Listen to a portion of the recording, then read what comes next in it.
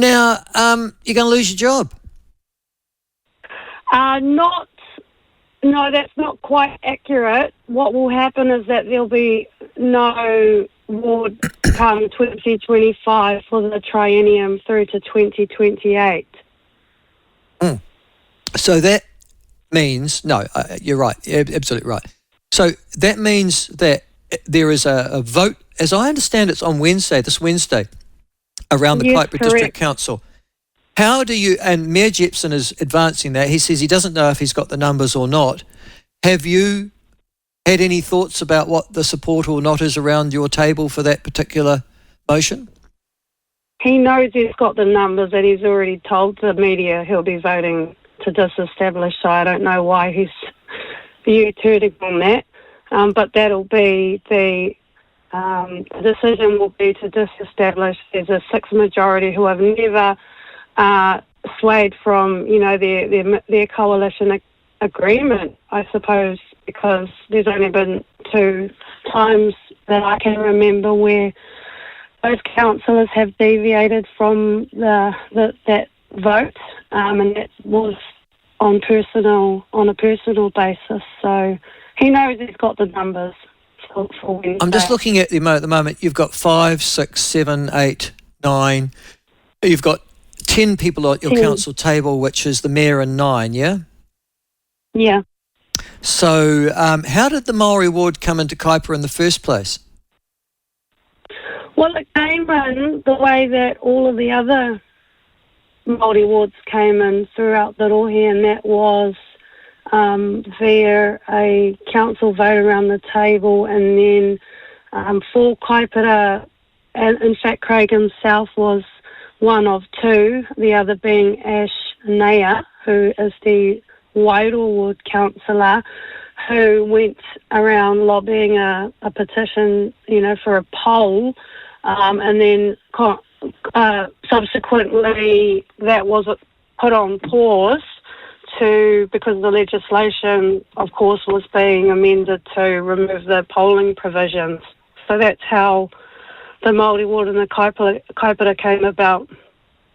So the last council, prior to this one being elected, said we want one, and that's how you got to be elected at the last election, yeah? Yeah, correct. Okay. Now, I noticed, listen, we'll talk about that a little bit later on, but just going back to basic principles here. If you've done a good job in your 3 years, Pera, as the councillor for the Te Moananui o Kaipara Māori ward, are you confident that you would be re-elected around the council table in any of the general wards that are there in Kaipara? Yes. Yep. No, I take your point. I have a very good chance of being elected to a general ward. Okay. And how many current councillors do you have that are of Maori descent around your table? Is it just you? 0. Just me. Just you. Okay. There's only ever been, in all of the history of our council, 1 Māori councillor, although there are 40% of Māori in our district over on the west coast. Okay, so that would suggest 2 things to me. Either Maori don't vote, or Maori don't vote for their own ethnicity representatives. Which of those 2 is it? It'll be the former. They don't vote. Why?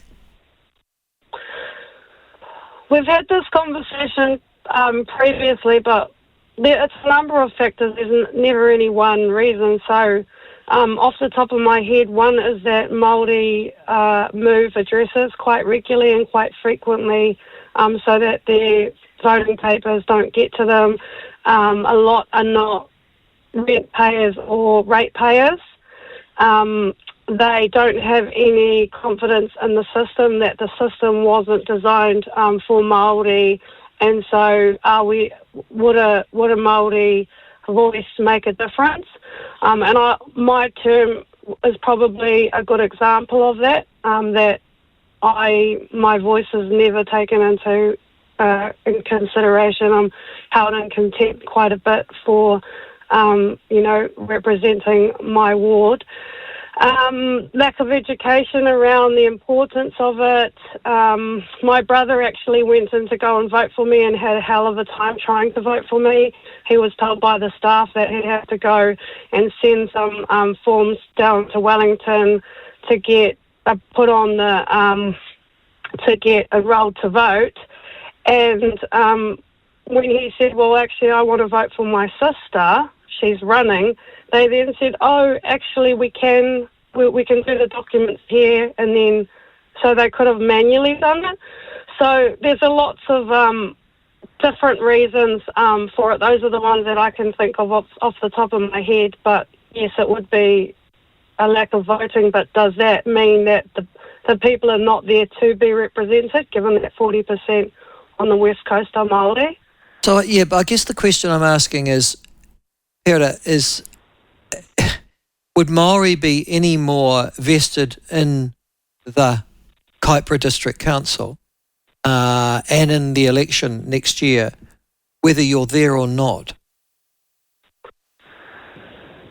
Yes, I think that there's a lot more interest in the happenings of local government since the Māori wards were enacted. It seemed, I think, previously it was kind of like this untouchable system that, Māori have never had faces in, and it didn't, and ratepayers didn't see themselves reflected. And I think that now that we've had Māori wards, there is a lot more, people paying attention to what happens in this space, and, through waters and different things that have been happening within the councils shifts a lot of the, I guess, control around what happens.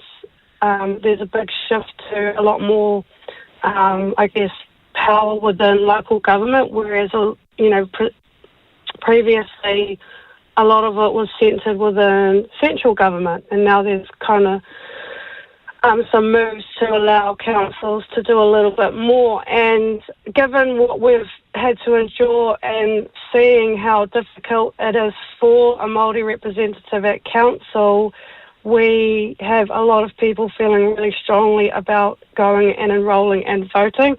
Now, what I say, I guess we'll just have to see come October next year whether what I'm saying is reflective of the uptake of Māori enrolling and voting. That's yet to be seen. Yeah, I mean, I noticed at the last election, and we've talked about it before as well, very few Māori actually voted in the Maori ward in Kaipara. I think you got elected with 195 votes, which is really, really tiny. Oh, no, there was 221 from memory, and it was 50% of the vote. Over 50% of the vote that I received. It was the highest contested Māori ward in the country. Oh, and I'm looking, Pera, at the last... looking at it here, and you, in actual fact, got elected on the fourth iteration. You received 195 votes. Brendan Nathan received 173. Henry Holyoake got 94. Patariri Toauto got 20, and Philip Johnson got 16. Am I looking at the wrong results? Oh, no, sorry, you're right, 195. I knew it was around the 200.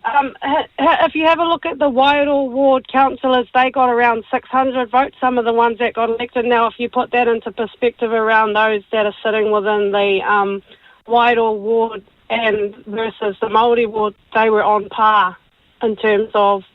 Yeah, but I guess what I'm trying to say to you is that if you would have expected more Maori to turn out for a Maori ward if Maori had... I'm looking at a turnout here. It must be about 20% from what I can work out, perhaps even less than that. It was also the same for across the board, though. So if you have a look at the numbers of those that were enrolled in the other wards, it was around 20%. So if you can't really just take the raw numbers and use that as a guide. You have to actually have a look at across the board the percentage of people who voted in all of the wards, and it was actually quite consistent. Now, Now, we had this conversation last time I was on the show. Again, all of the candidates for the Te Moana Nui o Kaipara Ward, of them, any one of them would have been an amazing councillor, in my own personal opinion. And, if there was a real big distinction between the candidates, there was one that was clearly, better for the job and the rest weren't, then I think that there would have been a bigger uptake of voters. But sometimes, when people like the way that things are working or they're happy with whoever gets in, then they're not as motivated to vote. That's just my personal whakaaro.